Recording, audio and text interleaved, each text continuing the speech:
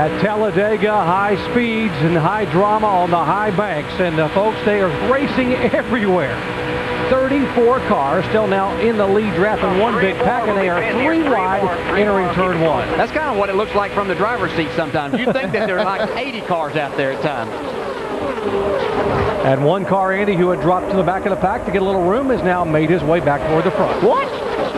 Kyle Busch is all the way to the front. I thought he was running dead last a while ago. I think he's just trying to see what he can do right here. Yeah, well, he kind of let things get strung out a little bit, and I'm sure his amount of patience for that wasn't going to last very long. You see the two guys, first and second in the points there, helping each other right now. It's unreal. He was 37th. Oh, I know. I looked back there a while ago just to see how far back he was laid back, and then all of a sudden he was up in the front. Here's the 05 Jeff Green, former series champion. Looks like he's limping around now trying to get his car back to pit road. We are still waiting for leader's first pit stop. That's Stephen Wallace now. We'll try to go to the lead. Michael McDowell in the 47 trying to say he went to the middle. Three lead changes from the start-finish line to turn 1. That is what Talladega is all about. Dale Jr. now in the 5 car trying to push McDowell, the rookie. Stephen Wallace on the bottom of the racetrack in his Chevy, getting a little shove from behind by a Toyota. Here comes Junior. Did we tell you before the race that everybody had a chance to win this race? And now you see what we're talking about. And now Michael McDowell dropping way back on the outside. Yeah, he must have got the call. He's going to probably have to make a pit stop, but he's trying to figure out how to get to the bottom. And you get shuffled out up there and nobody there. It looks like that you just put the brakes on or shut the engine off. 66 car day is very, very quick. And you know, Dale Ferguson, his crew chief, optimistically told me we may have qualified 35th, but I promise you, it'll race well. And sure enough, Stephen's taking it to the front with some help. Now Junior gets the lead back. I talked to Stephen this morning in the garage, and I said, why'd you qualify so far back? He said, we just got one of those bodies that just doesn't, it's not real slick. It's got a lot of drag, but we are going to race well. Boy, he sure is. Early pit stop. Joe Nemechek, the 2-time winner, in on for his first stop of the day. Joe's got a new sponsor on the car. Now he showers. You can see just right side tires on that car for the stop. They were actually having to wait on to make sure they got it full of fuel. It takes longer to put a full tank of fuel in than it does to change 2 tires. A couple of teammates here, Dale Earnhardt Jr., and right behind him, you're riding along with Brad Keselowski in the JR Motorsports Chevys, first and second.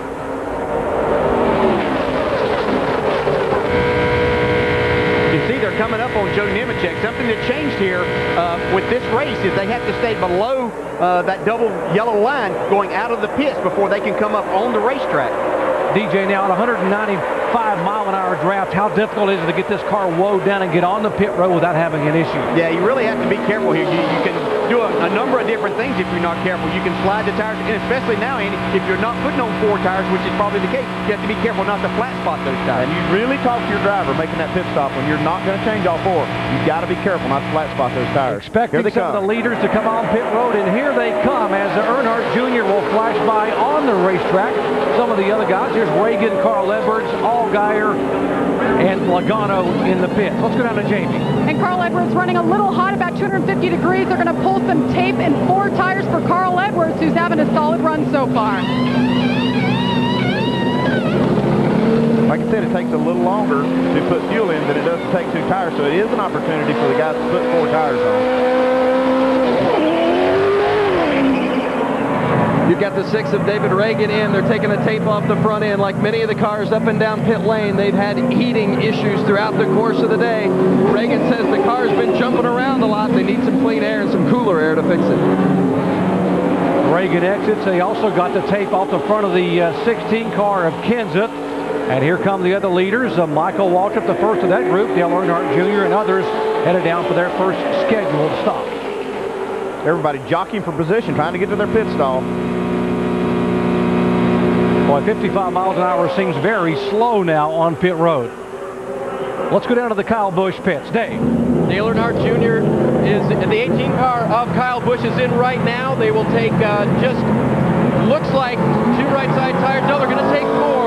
Steve Wallace is in. He's going to take 2 right sides. Michael Waltrip is in as well. They will take 4. Lots of action on pit road with all of these leaders. Kyle is gone.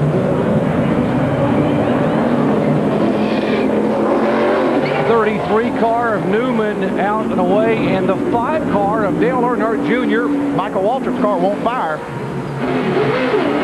Ran it too low on fuel and just wouldn't pick up when they jacked it up.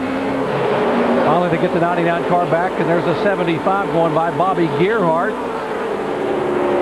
A miscue in the pits for the 5 car. Dale Earnhardt Jr. came down for his first stop and had issues. Yeah, he's going to come in here and he's going to miss his pit. You see these guys trying to find their pit stalls, and they all peel off. And now Junior just totally missed his. That's always the difficult thing here. The first time that you pit, and when it's under green, you're not exactly sure. It's a very difficult pit road to get markings on to give yourself a judge as to where your pit is. One thing, this is really going to cost Dale Jr., though. He's going to be running by himself, and if you don't have a drafting partner, it can slow you down a ton. Dave. And he mentioned once while he was out there that it had coughed on fuel, but it is under power right now, so they will just fill it full of Sunoco fuel. They'll put 4 tires on. The field's going by now, so he will go at least 1 lap down at this point before he can get this car refired and join everybody. This is another time this year Junior's missed his pit. It's a continuing problem.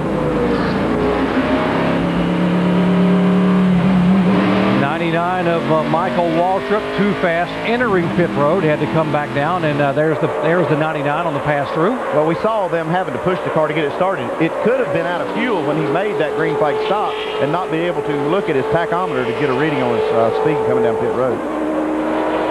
As Dave mentioned, Junior is a lap down now. He doesn't have drafting help out here, and here comes how about Shepard? 67-year-old Morgan Shepherd being shown as a leader here at Talladega. He led this race last year and had a great top 15 finish. Now he's coming down pit road by himself. This is not a good move, though. He'll not have any drafting help when he comes back on the track.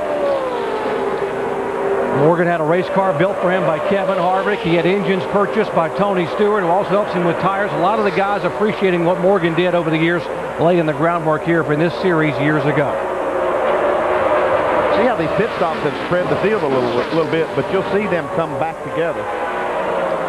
The 62 car, Brendan Gaughan, was being shown as our leader, but NASCAR has posted him now for too fast entering pit road. Yeah, that's just one of those things that's hard to do. You haven't done it. You're trying to get slowed down. That line comes up on you in a hurry. You're trying to get there as quickly as you can, but you have to be really careful. David Reagan leading this draft, and in the Roush Fenway car right behind him, the 16. Remember the issues that they had with Matt Kenseth. They were finally able to come in and get some of that tape off the grill on his Ford. Yeah, they're able to do that. And, you know, we heard them say that they took tape off of Carl Edwards' car, too. That could have been why his car was partly so strong, although we see these Fords up here running 1, 2, 3 right now. But that could really help you if you've got too much of that, and taking some of that away may hurt when he tries to go back to the front. It really helps to have the tape on the grill, especially up front. When you're trying to lead the race, it really helps you stay up front having that tape on the grill. Here comes Reagan peeling off, coming down pit road.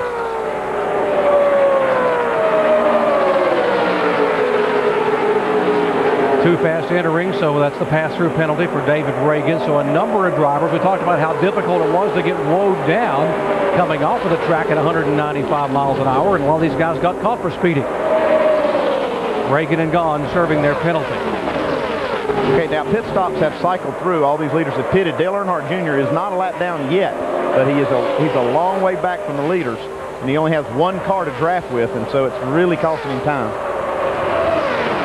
Matt Kenseth being shown as our leader last time by, so he becomes the 10th different driver to lead today. There have been 18 lead changes in the first 45 laps. Mike Bliss having a problem on pit road. This doesn't look good, pushing him backwards. He had made a nice run from the back up to the front of the pack. It just looks like it's going to end his day. Mike, one of the drivers running full-time in the series, trying to go for the championship. Speaking of going for the championship, let's listen in to Carl Edwards radio. Is 250 okay? We're right under 250. 250 is fine as long as no water's being lost. 250 is okay. Make sure it's not blowing water. Yeah, there's no problem with 250 degrees. I know it sounds hot, but as long as that thing is not boiling the water out, you're good. There's no problem at all to run that hot. Yeah, I was thinking about how far we've come. And if we used to see 250 years ago, then that was almost the end of the day. Oh, yeah, you might as well park it. Yeah. But nowadays they've got these pressurized systems that allow that boiling point to come up much, much higher, and that's the key thing. If you can just keep the water from boiling and blowing out of there, it'll keep running. A couple of Joe Gibbs teammates almost getting together there, Logano and Kyle Busch, and now Kyle goes to the outside, and we'll get a little drafting help from the current champ in the series, Clint Bowyer. 13 laps away from halfway at Talladega, and it is Matt Kenseth who won the Daytona 500 back in February, leading here. You're watching ESPN on ABC.